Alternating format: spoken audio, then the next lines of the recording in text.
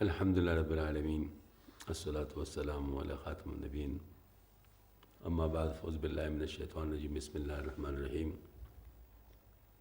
آج قرآن پاک کا تیسرا درس ہے اور سورہ لقمان سے ہم شروع کر رہے ہیں۔ بسم اللہ الرحمن الرحیم الف لام میم تلک آیات الکتاب الحکیم ہدی ورحمۃ للمحسنین الذین یقیمون الصلاة ویؤتون الزکاة وهم بالآخرة هم یوقنون اولئک علی ھدی من ربہم واولئک هم المفلحون ومن الناس من یشتری لہو الحدیث لیضل عن سبیل اللہ بغیر علم ویتخذها ہزوا اولئک لهم عذاب مہین وإذا تتلى عليه آياتنا ولى مستكبرا كأن لم يسمعها كأن في أذنيه وقرا فبشره بعذاب أليم إن الذين آمنوا وعملوا الصالحات لهم جنات النعيم خالدين فيها وعد الله حقا والعزيز الحكيم خلق السماوات بغير عمد ترونها وألقى في الأرض رواسي أن تميد بكم وبث فيهما من كل دابة وبث فيها من كل دابة وأنزلنا من السماء ماء فأنبتنا فيها من كل زوج كريم هذا خلق الله فأروني ماذا خلق الذين من دونه بل الظالمين في ضلال مبين صدق الله العلي العظيم وصدق رسول النبي الكريم۔ الف لام میم اس کا معنی تو اللہ پاک کو پتہ ہے اور اللہ کے رسول کو۔ یہ سورت مکی اور اس میں 34 آیتیں ہیں اور 4 رکوع ہیں۔ یہ اس حکمت والی کتاب کی آیتیں ہیں جو نیک لوگوں کے لیے ہدایت اور رحمت بن کر آئی ہے۔ وہ نیک لوگ جو نماز قائم کرتے اور زکوٰۃ ادا کرتے اور آخرت کا پورا یقین رکھتے وہی ہیں جو اپنے پروردگار کی طرف سے سیدھے راستے پر ہیں اور وہی ہیں جو فلاح پانے والے ہیں۔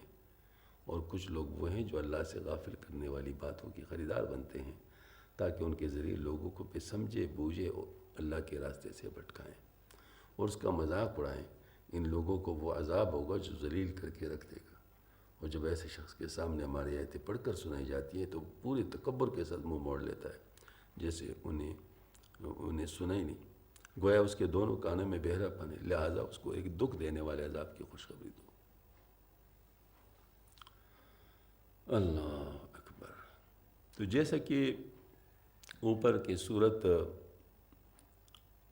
یعنی وہ جو مطلب سورہ لقمان ہے اس کے بارے میں تعارفی کلمات ہیں کہ یہ صورت مکہ مکرمہ کے اس دور میں نازل ہوئی جب آپ صلی اللہ علیہ وسلم قرآن کے بارے میں کفار مکہ کی مخالفت اپنے شباب پر تھی اور کافروں کے سردار حیلوں بہانوں اور تشدد کارروائیوں سے اسلام کی نشر و اشاعت کا راستہ روکنے کی کوشش کر رہے تھے۔ قرآن کریم کا اثر انگیز اسلوب جب لوگوں کے دلوں پر اثر انداز ہوتا تو ان کی توجہ اس سے ہٹانے کے لیے انہیں قصے کہانیوں اور شعر و شاعری میں الجھانے کی کوشش کرتے تھے، جس کا تذکرہ اس صورت کی شروع یعنی آیت نمبر 6 میں کیا گیا ہے۔ لقمان حکیم اہل عرب کے ایک بڑے عقل مند اور دانشور کی حیثیت مشہور تھے۔ ان کے حکیمانہ باتوں کو اہل عرب بڑا وزن دیتے، یہاں تک کہ شاعروں نے اپنے شعر میں ان کی ایک حکیم حیثیت سے تذکرہ کیا ہے۔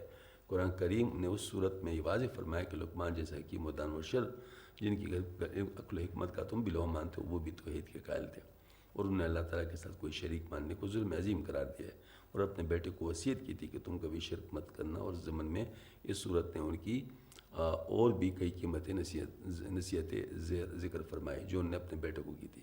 دوسری طرف مکہ مکرمہ کے مشرکین کا حال یہ تھا کہ وہ اپنے اولاد کو توحید و نیک عمل کی نصیحت تو کیا کرتے، انہیں شرک پر مجبور کرتے تھے۔ ان کی اولاد میں سے کوئی مسلمان ہو جاتا تو اس پر دباؤ ڈالتے کہ وہ دوبارہ شرک اختیار کر لے۔ اس مناسبت سے لقمان کی نصیحتوں کے درمیان آیت نمبر 14 اور 15 میں اللہ تعالیٰ نے ایک بار پھر وہ اصول بیان کر جو پیچھے سورۃ عنکبوت میں بھی گزرا ہے کہ والدین کی عزت اور اطاعت اپنی جگہ، لیکن اگر وہ اپنے اولاد کو شرک اختیار کرنے کے لیے دباؤ ڈالے تو ان کا کہنا ماننا جائز نہیں ہے۔ اس کے علاوہ یہ صورت توحید کے دلائل اور آخرت کے دھیان کے مؤثر مضامین پر مشتمل ہے۔ تو فرمایا کہ یہ اس حکمت والی کتاب کی آیت ہے جو نیک لوگ کے لیے ہدایت اور رحمت بن کر آئی۔ وہ نیک لوگ جو نماز قائم کرتے ہیں اور زکوٰۃ ادا کرتے ہیں اور آخرت کا پورا یقین رکھتے ہیں، وہی ہیں جو اپنے پروردگار کی طرف سیدھے راستے پر ہیں اور وہی جو فلاح پانے لگے۔ تو اس میں دیکھیں نا، یہاں پر چونکہ بتایا گیا تھا کہ جو عرب تھے وہ لقمان حکیم کہ بہت زیادہ قائل تھے اور اس کے بارے میں ریفرنسز دیا کرتے تھے اشعار میں بھی اور مختلف باتوں میں. تو اب ظاہر ہے کہ جو جس کی تعریف کرتا ہے وہ اس کے اوپر حجت ہو جاتا ہے، یعنی اس کے مطلب اس کو بتایا جا سکتا ہے کہ دیکھو وہ کہتا ہے تو آپ بھی مان لو. تو اللہ جل شانہ نے انہی کے اقوال کو قرآن پاک میں بیان فرما دیا جس سے وہ لوگ روکتے تھے. مثال کے طور پر اللہ پاک کے ساتھ شرک کرنے کو حضرت لقمان حکیم نے بہت سختی کے ساتھ منع کیا.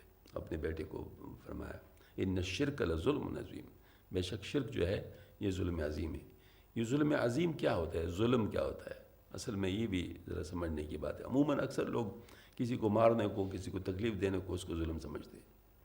ہاں جی، تو پھر ذرا یہ بات سمجھ میں نہیں آتی کہ مطلب ظلم عظیم کیا ہے، شرک کیسے ظلم عظیم ہے. اصل میں ظلم کا لفظ بمقابلہ عدل ہے، یعنی عدل اگر نہیں ہے تو ظلم ہے. مطلب جو چیز ہونا چاہیے وہ نہ ہو تو پھر وہ ظلم ہوگا. مثال کے طور پر ایک بوتل ہے، آپ اس کے اوپر کاک لگا مطلب وہ جو ہے نا اس کے اوپر وہ ڈھکنا لگانا چاہتے ہیں اور ڈھکنا جو ہے مطلب ہے کہ اس سے چھوٹی ہے. اب آپ اس کے اوپر زور دے کر اس کو فٹ کرنا چاہیں گے تو پڑ جائے گا، مطلب ہے کہ وہ استعمال تو نہیں ہو سکے گا. تو یہ ظلم ہے. اس طریقے سے آپ کسی کے اوپر اتنا بوجھ ڈالیں جس کو اٹھا نہیں سکتا تو ظلم ہے.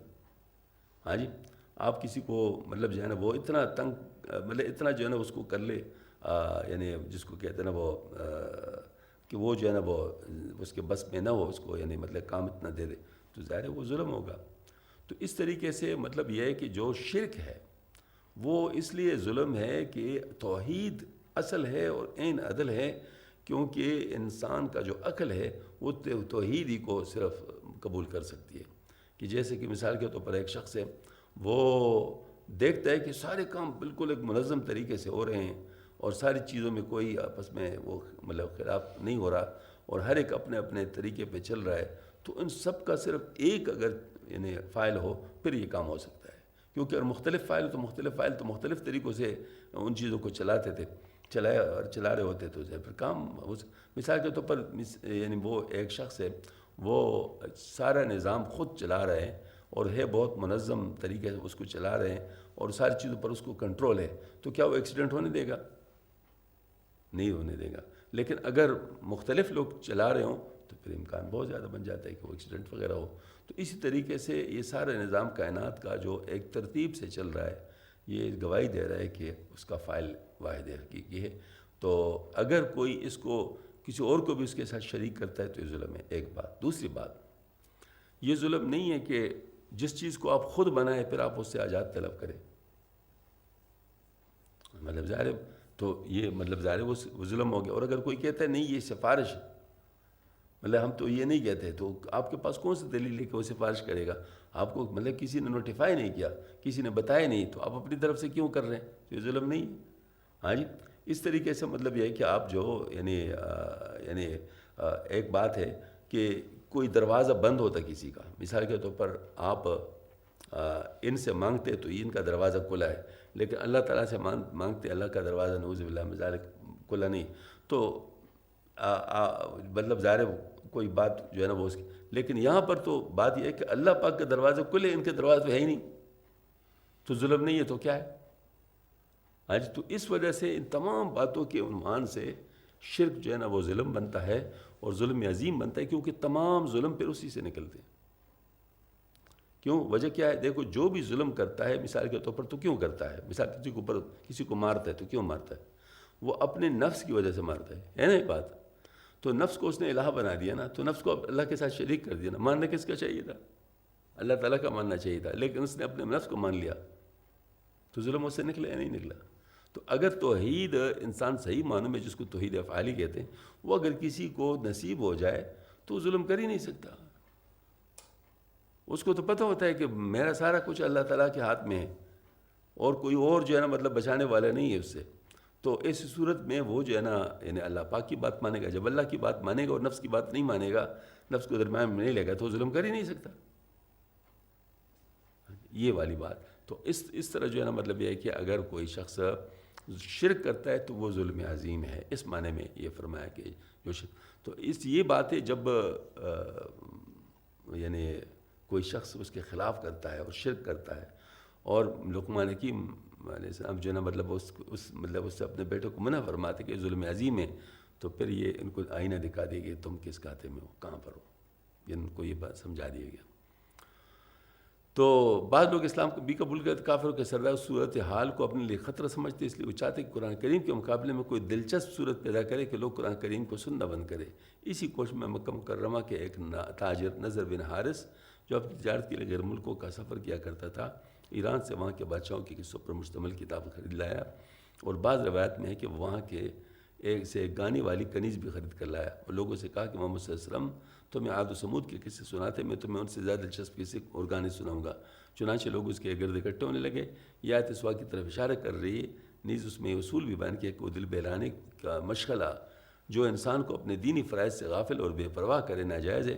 کھیل اور دل بہلانے کے صرف وہ مشغلے جائز جن میں کوئی فائدہ ہو، مثلا جسمانی یا ذہنی ورزش یا تکن دور کرنا ہو جن کی وجہ سے کوئی تکلیف پہنچے، کسی کو کوئی تکلیف پہنچے، اور نہ کوئی کسی کو تکلیف پہنچے، اور نہ وہ انسان کو اپنے دینی فرائض سے غافل کر دے۔ مطلب یہ ہے کہ شریعت تو ہمیں مقصدیت کی طرف لا رہا ہے۔ اب مثال کے طور پر آپ تک گئے ہیں تو تھکاوٹ کو دور کرنا یہ کام کا ایک ذریعہ ہے، کیونکہ اگلا کام آپ تب کر سکیں گے جب اس تھکاوٹ کو آپ دور کر چکے ہوں گے۔ تو اس وقت اس تھکاوٹ کو دور کرنے کے لیے کوئی تفریح اگر آپ کریں گے، اس میں کوئی ناجائز کام نہ ہو، تو اس میں بھی مقصدیت ہے کہ بامقصد زندگی آپ گزار رہے ہیں۔ اس طریقے سے کانا آپ وہ کاریں جو آپ کو فائدہ پہنچائے، وہ کانا نہ کہے جو آپ کو نقصان پہنچائے، اتنا کہے جو آپ کو فائدہ پہنچائے، اتنا نہ کہے کہ جو آپ کو نقصان پہنچائے۔ تو گویا کہ شریعت ہمیں ایک بامقصد زندگی کی طرف لا رہا ہے۔ تو وہ جو بے مقصدیت ہے اور جس میں انسان صرف اپنے صلاحیتیں ضائع کر رہے ہیں، اپنا وقت ضائع کر رہے ہیں، اپنا پیسہ ضائع کر رہے ہیں، تو ظاہر ہے وہ چیزیں تو ٹھیک نہیں ہوں گی۔ تو مجھے بتائیں کہ پوری رات اگر آپ ٹیلی ویژن کے سامنے بیٹھے ہوں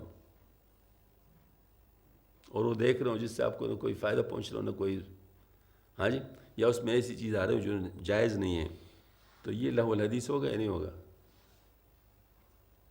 سمجھ میں آئی نا بات؟ تو اس لیے بعض علماء کرام نے فرمایا کہ قرآن پاک میں جو لفظ والحدیث ہے وہ اس کے اوپر مکمل فٹ ہوتا ہے۔ ہاں جی، مکمل فٹ ہوتا ہے کہ مطلب جو ہے نا وہ، تو اس طریقے سے مطلب یہ کہ جو بے مقصدیت ہے وہ جس ذریعے سے بھی آئے گی اس کو شریعت نے لایانے کا لفظ جو فرمایا ہے کہ جس نے اپنے آپ کو لایانے سے بچا دیا اس نے اپنے دین کو بچا لیا۔ تو اب دیکھو لایانے سے بچنے کو کہا ہے، تو جس میں شر ہو، جس میں کوئی نقصان ہو، جس میں کوئی بے-حیائی ہو، جس میں کوئی جرم کی بات ہو، اب مجھے بتاؤ اس کا روکنا کم از کم ہوگا یا نہیں ہوگا؟ جس لایانے سے بھی روکا گیا ہے، یہ جس کا نہ دنیا میں فائدہ ہے نہ دین میں فائدہ ہو، جب اس سے بھی روکا گیا ہے تو اس چیز سے پھر یعنی بچایا جائے گا یا نہیں بچایا؟ تو بہرحال یہاں پر یہ ہے کہ یہ فرمایا گیا ہے وَمِنَ النَّاسِ مَن يَشْتَرِي لَهُ الْحَدِيثَ لِيُضِلَّ عَن سَبِيلِ اللَّهِ بِغَيْرِ عِلْمٍ وَيَتَّخِذَهَا هُزُوًا أُولَٰئِكَ لَهُمْ عَذَابٌ مُهِينٌ۔ ہاں جی، یعنی اور کچھ لوگ وہ ہیں جو اللہ سے غافل کرنے والی باتوں کے خریدار بنتے ہیں تاکہ ان کے ذریعے لوگوں کو بے سمجھے بوجھے اللہ کے راستے سے بھٹکائیں۔ تو ایسا جو سوشل میڈیا ہے اس میں ایسے لوگوں کو باقاعدہ ہائر کیا جاتا ہے جو اس قسم کی چیزیں بنائیں، اسٹوریاں بنائیں، طریقہ کار بنائیں تو کہ لوگوں کو صحیح راستے سے برگشتہ کیا جائے۔ وہ اس میں آئے گا یا نہیں آئے گا؟ ہاں جی، مطلب آج کل کا جدید دور میں یہی ہے نا، جدید دور میں آپ کو گانے والی بات تو نہیں ہو سکتی نا کہ مطلب وہ جو ہے نا وہ کنیز کوئی خریدے گا اور کوئی لائے گا۔